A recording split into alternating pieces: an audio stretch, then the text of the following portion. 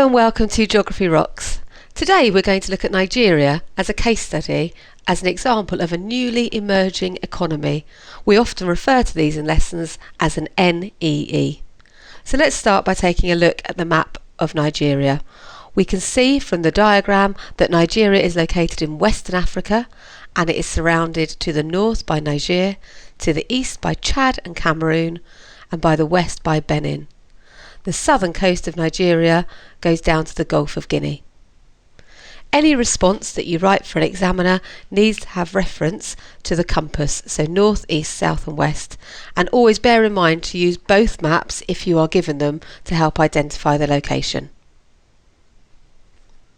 So, what do we know about Nigeria? Nigeria is a country which contributes quite heavily to United Nations peacekeeping and therefore has a very important place in the world. As I said, it is a newly emerging economy, and in 2014 it became the 21st largest economy in the world. It supplies 2.7% of world's oil, and more recently has moved into the tertiary sector, providing financial services and telecommunications. We will be using those words primary, secondary and tertiary sectors, so it is worth reminding yourself what they mean.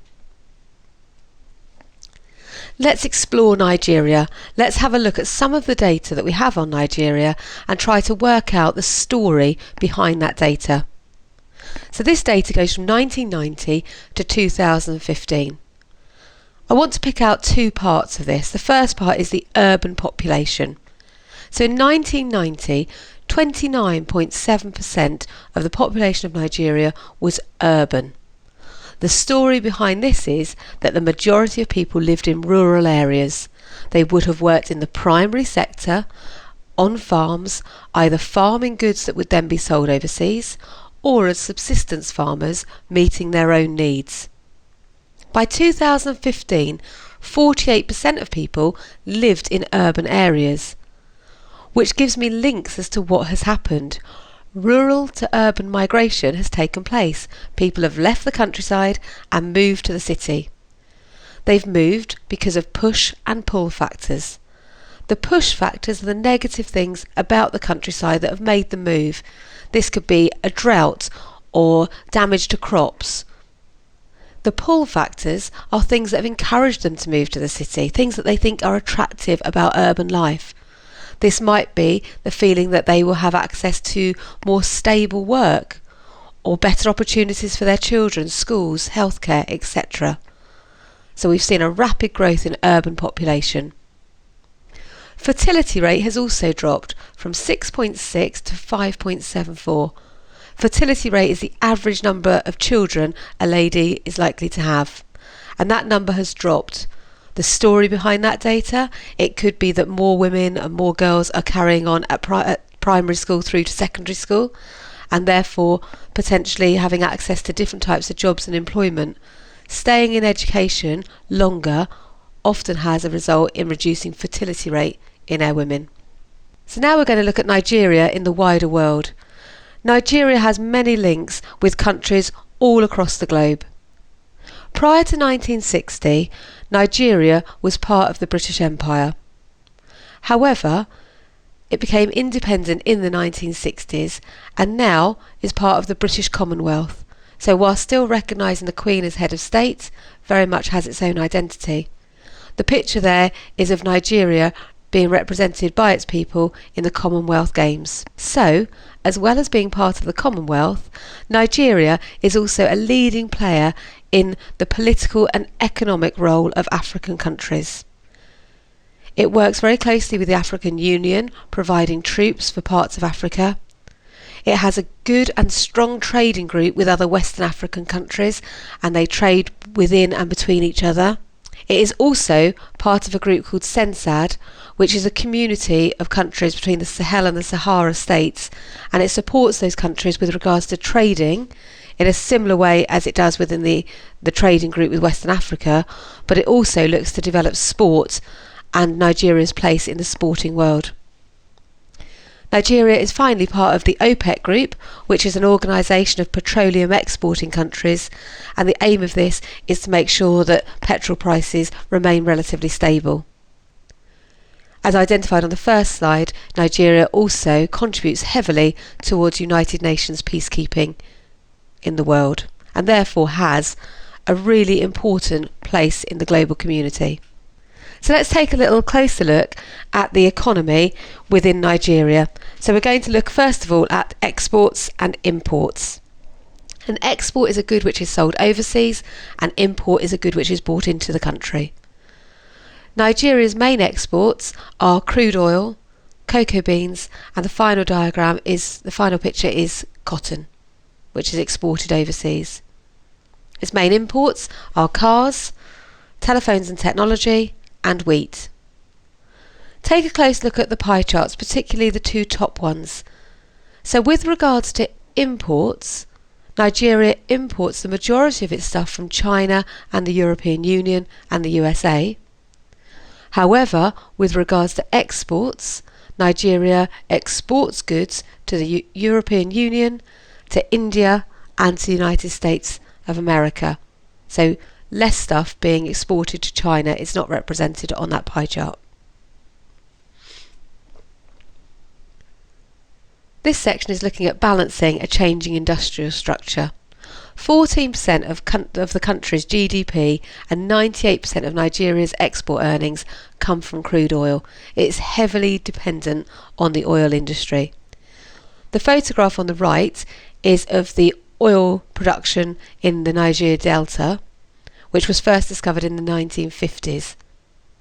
If you take a look at the pie charts, you can see how industry has changed between 1999 and 2012, a relatively short period of time, but dramatic changes in the economy. The green sector shows agriculture. Back in 1999, nearly 75% of jobs were linked to agriculture.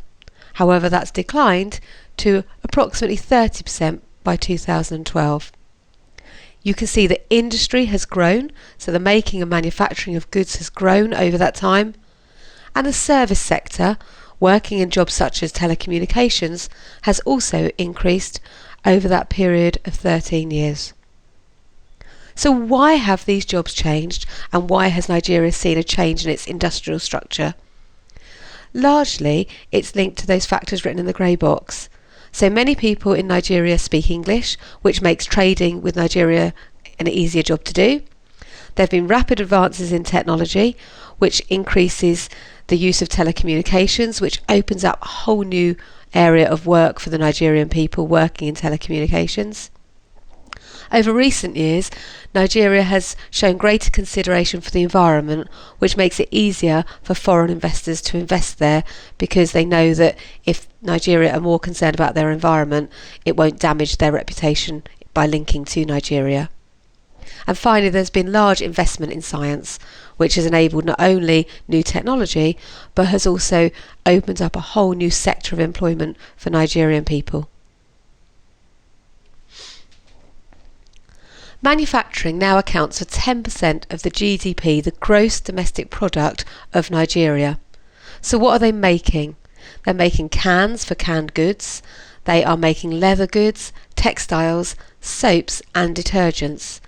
Later on we'll talk about Unilever, which is a large TNC which is involved in making of soaps and detergents and works very closely with Nigeria. These manufacturing or secondary sector jobs have been really important for Nigerian people. They have helped secure their incomes. So rather than having unstable jobs, people now have regular work with a regular income. Jobs in the manufacturing industry stimulates growth with similar companies. So if you're making leather goods, that sector will increase, but also so will other sectors, perhaps the cotton sector or the sector making buckles or poppers or whatever it is that goes on those leather goods will also see a growth. Revenue and taxes raised by people earning go to the government, and the government can reinvest that money back into the infrastructure of Nigeria. Improving roads, railways and electricity supplies makes Nigeria a better place for foreign investors to put their money in. So it creates an upward growth. More jobs, more taxes, better infrastructure, more foreign investment, and the cycle continues and Nigeria continues to develop. In this section, we're going to be looking at the impacts of transnational corporations. If you take a look at the post-it note on the right, it tells you what a transnational corporation is.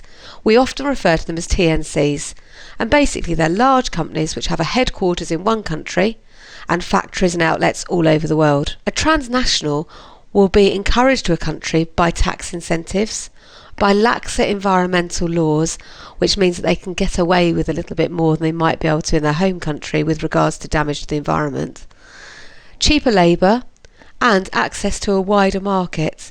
So if you have a company located in Nigeria, that opens you up to those Western African countries to trade with. The advantages generally of a TNC are that they provide employment, they allow the locals to learn new skills, money is invested in infrastructure, airports, roads and railways to make sure goods can be moved from A to B, but this in turn helps locals in their journeys. Education is often improved not only through training but also because these TNCs will often build schools to help the local communities. And export revenues are earned by Nigeria or wherever the TNCs are located, and this can be reinvested in the country. There are, however, disadvantages. Sometimes these jobs are poorly paid, working conditions can be poor, management jobs often go to people outside of the country, and much of the profit of the final good goes overseas. Some people also argue that the grants and subsidies that are used to encourage the TNCs into the country could have been invested in the country itself and in their own industry. There are two diagrams or two pictures at the bottom of this slide. One is of Unilever and the other one is of Dutch Shell. So let's talk about Unilever first. Unilever is an Anglo-Dutch TNC with its headquarters in London and in Rotterdam. It began in 1923 producing soap using palm oil from Nigeria.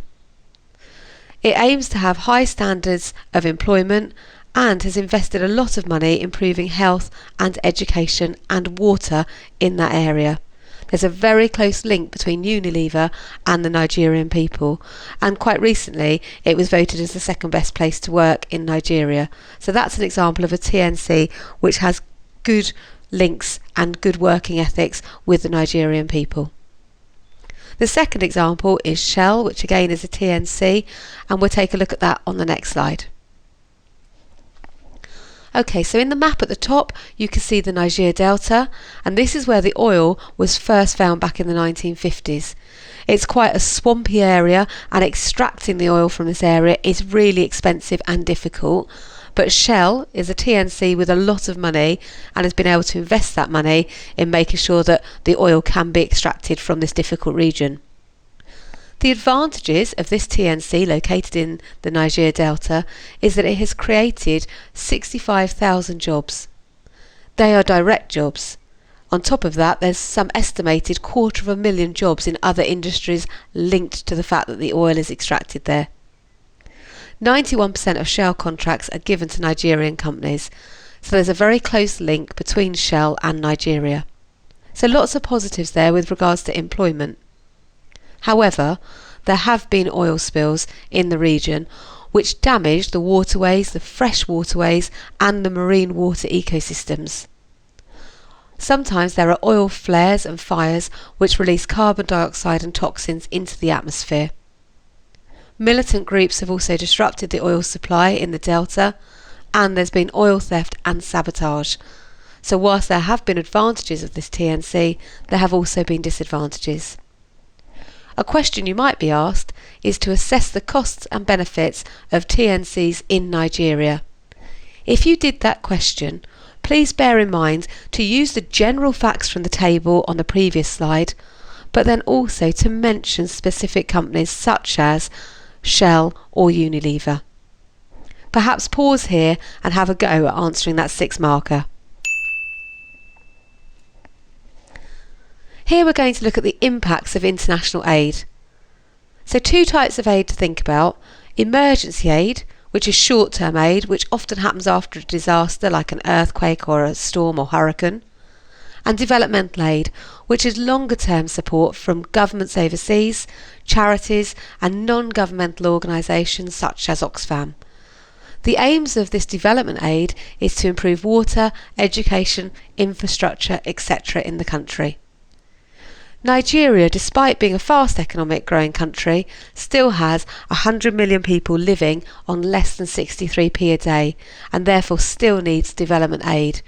Both birth rates and infant mortality, the number of children dying before their first birthday, are high. On the right, there's a maths skill challenge that I'd like you to have a go at. You need to draw a bar graph, a divided bar graph like the one below, to show what proportion of multilateral aid was given to Nigeria in 2013. I've done the first one for you, so I've drawn the bar, sectioned it out into 10 boxes, each box representing 10%, and the first one I've done is health and population at 63%. I often start with the biggest sector first and put that in the bar graph. A top tip is if I continued, I would then work on the economic infrastructure and services and production, which are 7 and 3%, because that adds up to 10%, and I would probably start on the right hand side of the divided bar graph and colour in that box on the right and then work my way backwards. I try to pair things up so that they add up to 10% or they round up to 10%. Let's move on. So in this slide we're going to think about how Nigeria benefits from the aid that it has been given. So I'm going to read out the bubbles around that mind map. In 2014, the World Bank approved $500 million to fund development projects and provide long-term loans to businesses. This helped reduce the overdependence on oil exports. We talked previously about oil being the main sector in Nigeria, and this gave Nigerian people more diversity in employment. The UK Department for International Development has funded a health and HIV programme, providing health education in rural areas. The NGO Nets for Life provides education on malaria prevention and distributes anti-mosquito nets to many households. The USAID funded Community Care in Nigeria project provides support packages for orphans and vulnerable children. And aid from the USA helps to educate and protect people against the spread of AIDS and HIV. The diagram in the bottom right is the Adawan Health Centre, and this is a community health centre in the Adawan region, which is in northern Nigeria. They didn't have a health centre before, and they didn't have many health workers. However, the Adawan Health Centre now trains women to encourage other women in the community to have their children immunised. They have now improved the immunisation rates for polio, which has reduced the death rates of that in children. And they've improved testing for HIV, which has meant that people can be treated quickly if they develop HIV. However, sometimes aid isn't used effectively, and the bullet points at the bottom of the slide tell us why. Sometimes the governments in newly emerging economies can be corrupt and money isn't always spent where we think it's going. The government can divert money perhaps into their armed forces as opposed to directly into what will benefit the people. Donors have political influence over what happens to the aid, and money may be used to promote the commercial self-interest of the donor. So if a country donates money, then they may expect things in return. On this slide, I'm going to talk about 4 of the environmental issues created by Nigeria's fast-growing economy. I want you to listen really carefully, and then on the next slide, I want you to write down everything that you remember. So let's take a look. The first one is about air pollution in the towns and cities. Many of the cities have huge amounts of pollution. The industry around the area puts pollutants into the waterways and the drains. Chemical waste can also enter the groundwater through industry, and the chimneys pump poisonous gases into the atmosphere. The second picture shows a rubbish dump along the roadside. This is as a result of fast urban growth, which we first looked at on one of the earlier slides. So as the cities of Nigeria have grown, the city infrastructure has not been able to keep up with this pace. As a result, waste collection hasn't been able to cope, and therefore we have rubbish dumped at the roadsides, creating health issues for the people nearby. In addition to that, there will be a number of squatter settlements on the edge of the cities, and the services simply can't keep pace with regards to water and electricity, etc. The third picture shows mineral extraction. I think in this case it's tin extraction. In addition to soil erosion, it can also lead to deforestation. Much of the area has been deforested, something like 70 to 80%, which can increase the risk of desertification. The bottom picture, as we've talked about before, relates to oil spills, which not only damages the ecosystems, particularly the water ecosystems, but can catch fire and therefore pump carbon dioxide into the atmosphere. An example of an oil spill is the Bodo, B-O-D-O, oil spill in 2008-2009. And in 2015, Shell actually gave something like £55 million worth of compensation to Nigeria to invest in its health and schools as a result of that oil spill occurring. So, from that previous slide, what can you remember? What are the environmental impacts of development in Nigeria? And are there any key words that you can remember? Pause now and have a go at filling in that little spider diagram and the keyword post-it note.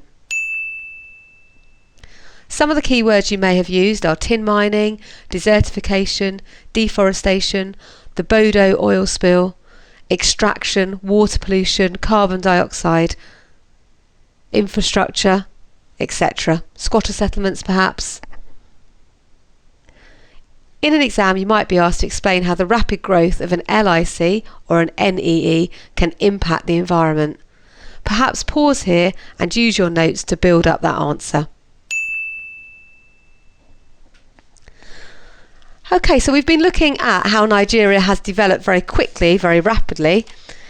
What impact has that had on the quality of life of the Nigerian people? There's been many positive impacts that have occurred that have benefited the Nigerian families living in the country. Okay, so far we've been looking at how Nigeria has developed rapidly and where that employment has been found. But what impact has it had on the people living in Nigeria? Pause for a moment and think about the family in the photograph and how they may have directly benefited from the development of the Nigerian country as a newly emerging economy. Maybe you've come up with factors such as the family have better jobs, more reliable pay, more reliable work. They may have a higher disposable income, which means that they've got money beyond just buying food and basic goods. They've got money to spend on items that they desire, phones, clothes, etc. The infrastructure and roads have been improved. They may have better access to safer water, which is going to lead to better health. Electricity supplies might be more reliable, so less power cuts, which means that even living in the area and having street lights, it makes the area safer. But also children can learn into the evening when it gets dark. And they may have better healthcare. Just having more money means that they've got access to better nutrition and more food, and therefore their general health will be improved. So lots and lots of benefits to the local people through becoming a newly emerging economy. The next diagram shows us the HDI of Nigeria. At this stage, you just need to know that HDI stands for Human Development Index. The most developed countries will have a number of 1. If you take a look at how the HDI of Nigeria has changed just over the last 12 years, you can see the significant changes that have gone on in the country. So in 2005, it was down by 0.465 potentially, and then it has seen a growth up to 0.532. So you can see the rapid development in that country there. This is our final table today, and I just want to have a little look at how quality of life indicators have changed in Nigeria. So life expectancy at birth in 1990 was 46. However, by 2016 it's increased rapidly to 53. That's as a result of better nutrition, better healthcare, etc. Let's take a look at another one. Let's look at safe water access, so the percentage of people with access to safe water. In 1990 this was at 46%. By 2016 it is just under 70%. Finally, let's look at secondary school enrolment. So in 1990, 25% of children continued to secondary school. However, by 2016-17, that had almost doubled to 49%. And imagine if that doubles again over the next 20-25 years, it could hit up to 80%. Will this trend continue? Will this trend of increasing and improving quality of life continue for Nigeria? Well, whilst we obviously hope so, there are things for the Nigerian government to consider. We need to support Nigeria, and Nigeria needs to be encouraged and supported in making sure that its political structure is stable. It's really important that the government is stable, because then other countries from outside of Nigeria will feel confident to invest in the country. Nigeria do need to continue to work on their environmental credentials. We need to make sure that oil spills, such as that one that happened in 2008-2009, don't happen again and become very rare occurrences. We also need to consider desertification and deforestation and the longer term impacts that they will have on the country and the world. And finally, socially, Nigeria can at times be a bit turbulent between tribal groups, and there is a bit of a religious divide between the Christians in the south and the Muslims in the north. So it's about developing stability. Stability for politics, stability for the social side for people, and sustainability perhaps for the environment. So stability and sustainability might be two key words. I'm going to leave you with a question which might come up in the exam, and the question's this. Using a case study, assess the extent to which economic development has improved the quality of lives of people. So you're being asked to assess the extent to which Nigeria has had its quality of life improved. So you'd need to talk about some of the positives and some of the negatives about development, and then reach a conclusion.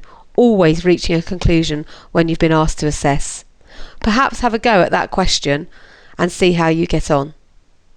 That's the end of this PowerPoint on Nigeria. My name's Mrs. Wingham, and you've been listening to Geography Rocks.